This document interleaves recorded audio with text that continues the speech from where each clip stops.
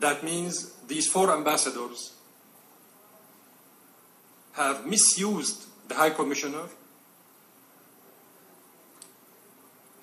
They brought her in here to address the Security Council in spite of a strong opposition within the Council itself, just to misuse what she says and to mislead her and to mislead through her the members of the Security Council.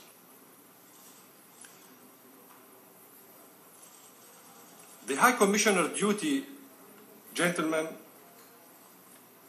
according to the resolution that established her own office, Resolution 141/48 of 1994, says,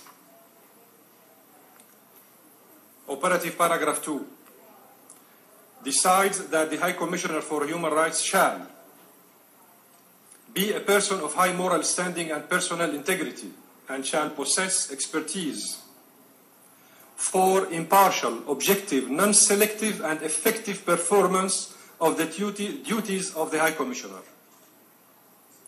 Operative paragraph 3 decides that the High Commissioner for Human Rights shall function within the framework of the Charter of the United Nations, the Universal Declaration of Human Rights, other international instruments of human rights and international law, including the obligations within this framework to respect the sovereignty, territorial integrity, and domestic jurisdiction of states. States. Something she did not do. She went to meet 233 defectors rather than addressing the Syrian government, and that falls within her own mandate, according to the resolution that established her own office. And that was adopted by unanimity. Then, another operative paragraph, 3G, to engage in a dialogue with all governments. Dialogue, not threats, not addressing threats, not defamating governments, not destroying the reputation of member state founding of this international organization, not misleading the Security Council members. Her duty is to engage in a dialogue with the government, something that she did not do. Operative paragraph 3.5 requests the High Commissioner for Human Rights to report annually on his or her activities in accordance with his or her mandate to the Commission on Human Rights and through the Economic and Social Council to the General Assembly. Where is the Security Council in all this? Where is the Security Council in all of that provisions of the resolution that established her own office? Conclusion: the High Commissioner for Human Rights has violated her tasks, her duty, and the honor of her office.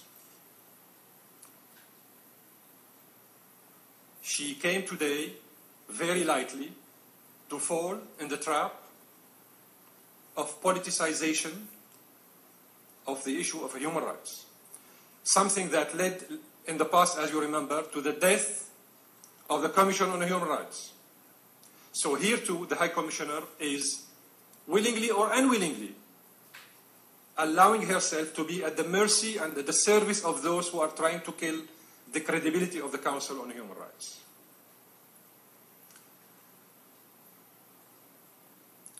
Although the item was situation in the Middle East, Mrs. Pillay did not address the Palestinian question, which is the core issue of this item. She did not address the situation of the Palestinians, and she was not even allowed to address these issues by those 4 ambassadors. The French ambassador the representative of the French regime expressed his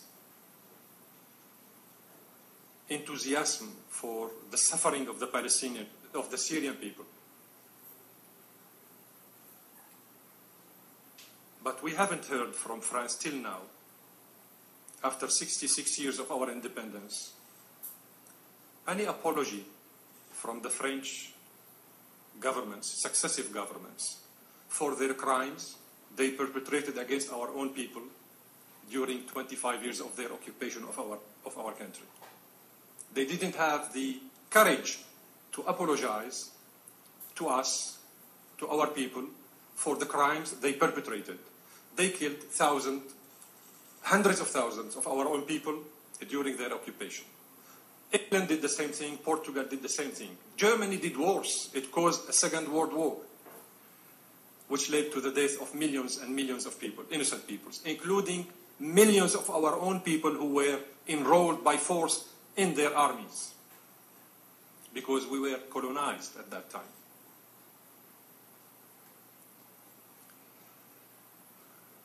If these four countries were really honest and genuine in their approach towards the issue of human rights, they should stop their mingling in our domestic affairs, encourage the armed groups to give up their weapons and to engage in the national comprehensive dialogue. Something they cannot do because they are the ones who are deeply involved in our problems in Syria. They are facilitating the smuggling of weapons to the armed groups. They are training them within their own territories by their own experts. They are holding conferences for the leaders of these defectors and the extremist elements in the opposition outside of Syria. They have even elected one of them president of the Syrian Republic, as you know.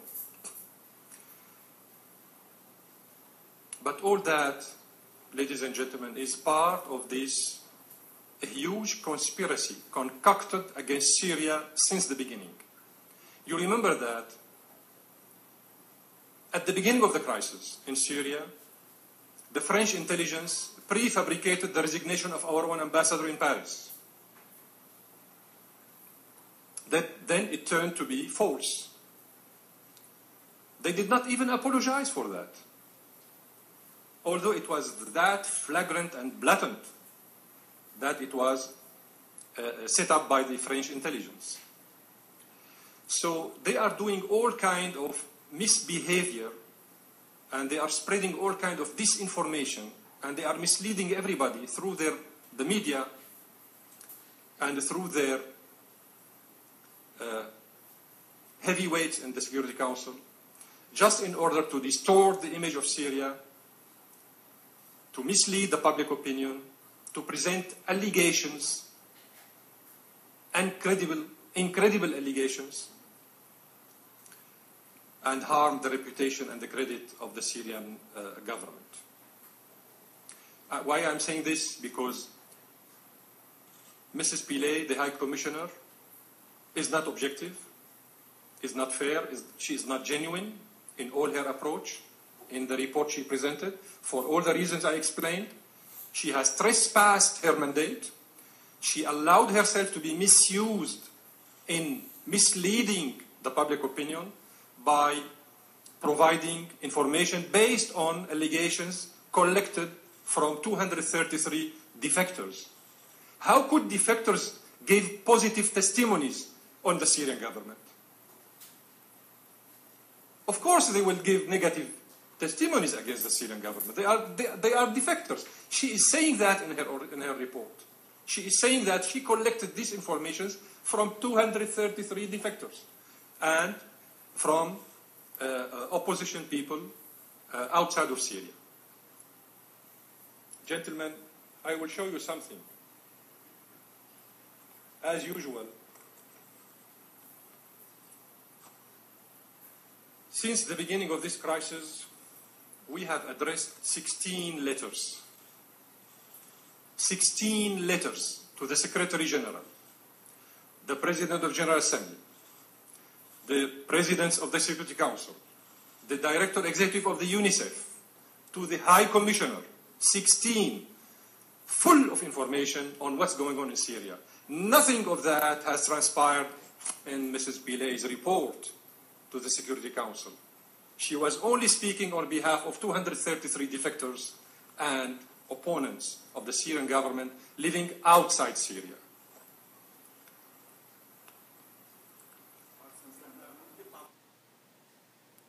Government accused of abuse in the country's detention centers, it's been revealed that one former senior official could have fallen victim to torture by a militia. Libya's former ambassador to France has died in custody 24 hours after being detained by an armed group. For some insight on this, I'm joined by Sukant Chandan, Middle East expert and journalist, who joins us live from London. So human rights groups say the torture and killing of detainees is an ongoing problem in Libya. Do you think the militia responsible for it will be held to account? I don't think the militia responsible for the likely torturing to death of Mr. Brabash will be held account. But there's a lot of interesting political games going on in Libya.